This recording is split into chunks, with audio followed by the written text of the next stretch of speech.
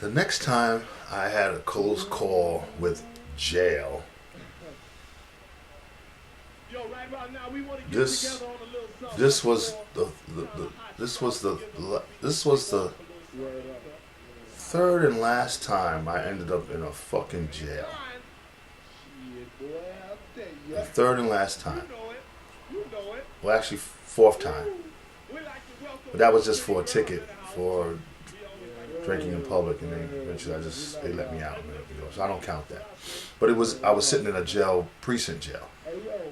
Because these are all like precinct jails. Court jail. But this was another time I just sat in jail to get a desk appearance ticket, which could have turned out much worse. So I had this job. And this is all on the court, so there's nothing that is over.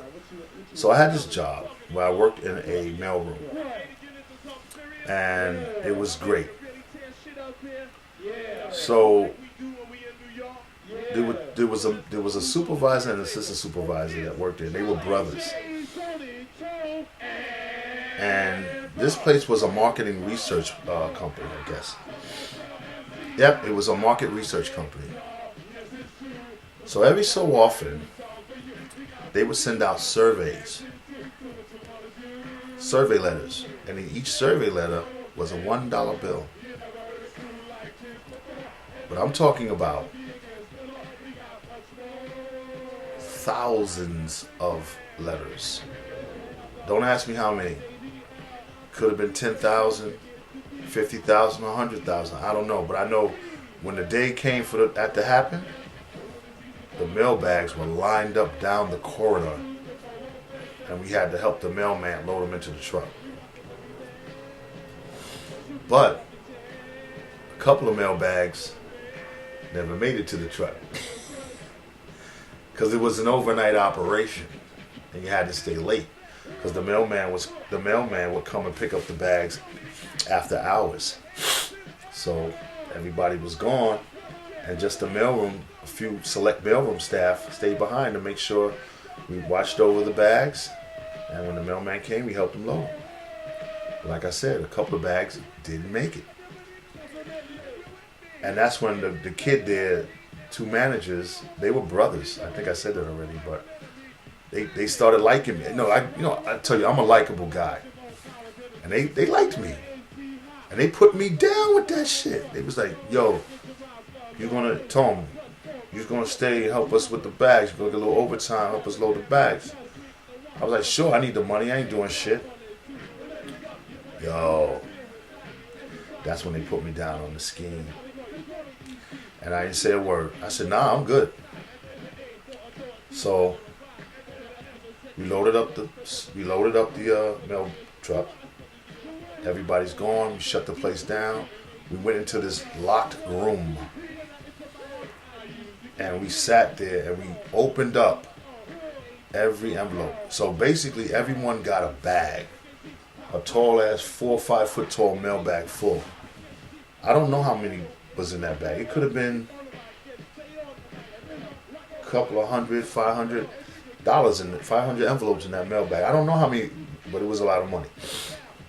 So we would spend the whole night goes, take a dollar, take a dollar, then destroy the letters. We burned them or we did something. We got rid of them, and I did that for a minute.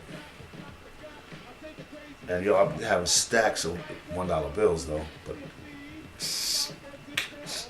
fucking stacks of like this. So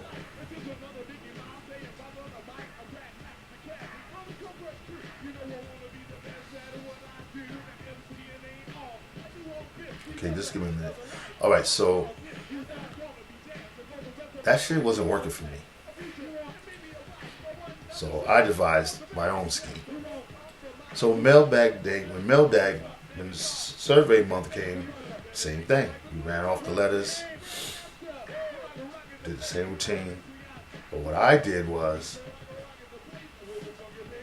I found these boxes,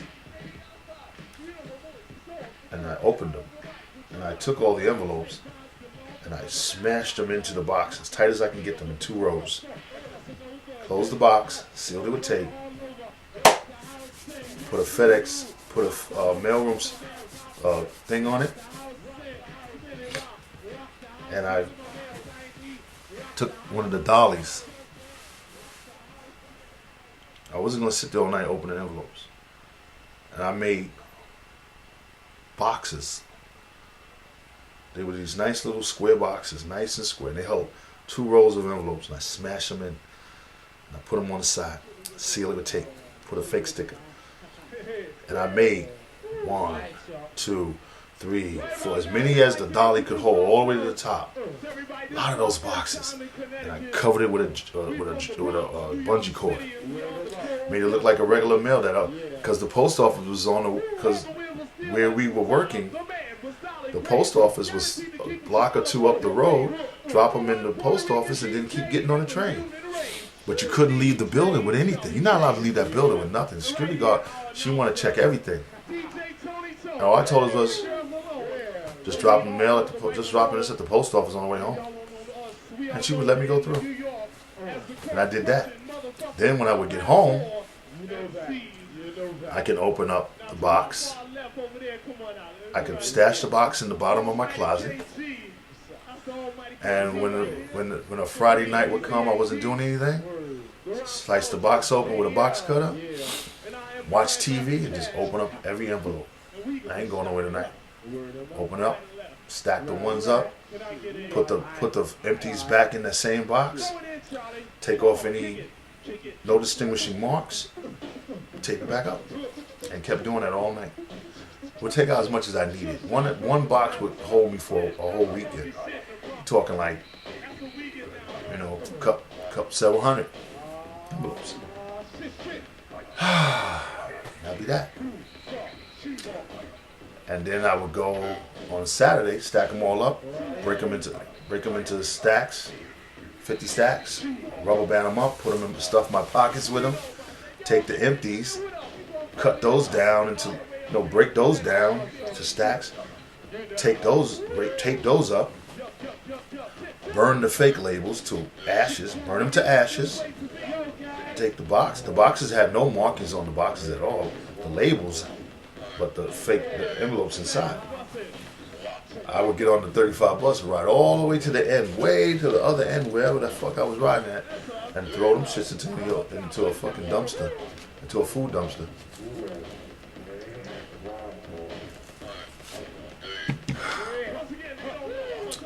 Never seen again. So of course I put my boy Jay down on it. Now Jay was running his own little scheme over at wherever he was working at. I think it was Con Edison with checks. He was doing his own little shit. So I put him onto the scheme. I put everybody on. I gave Pete a stack of dough. I gave Wayne dough. I gave Tyrone dough. Everybody got a nice knot to go and spend on gear, so we could all be fresh together. And we were fresh as a motherfucker. So Jeff says, "Yo, I got a ticket. I need some dough to pay it off." Jeff was always on some bullshit. I said, "Well, nigga, take the box." I gave him one of the boxes. So I told him exactly what to do with the box. You gotta dispose of it properly. I explained that to him. These envelopes are never to surface. So he promised me that. So how did I get caught? As I told you before, Jeff was running his own little thing over at wherever he was working with some checks and shit. So when that didn't go right, they searched his station. In his station, they found one of the envelopes from my job. So they press him for information. Okay, how do I know? I get the call. Desk appearance ticket they gave me. So I show up, tell them who I am, detective comes, He brings me upstairs. He locks me in a jail. He leaves me in there for a couple of hours, 2-3 hours, while he does his thing. Finally, he brings me out. Tell me the story. So I tell him the story, basically, because I'm busted. But I'm not confessing to a whole lot of it. I'm denying everything. Until he opens an envelope with a written confess from Jay. Jay breaks down the whole scheme on me in order to keep his job. Knowing, or they threaten to put him in jail, knowing that, so if you give me up, you'll just get fired, but you won't go to jail.